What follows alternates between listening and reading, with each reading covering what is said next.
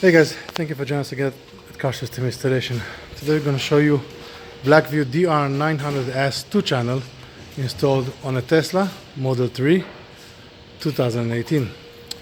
The rear camera we've installed on the rear windshield. We did not put it all the way to the bottom, and simple reason is we want to make sure that the lens goes between the defrost lines so it will not be visible when you're taking the videos. The camera has ran through the factory liner, everything on the top, clean and nice. In the back, we've removed the side panels. Okay, run it all to the front. Now I'm going to show you the front part. So we ran the camera.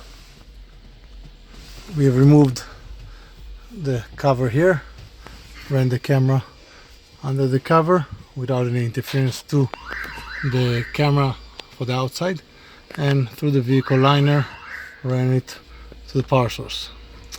Blackvue dash cams can be found at Car System Installation. Also, if you need any installations, you can find it in our shop. Subscribe to our channel and we'll see you next time. Have a great day.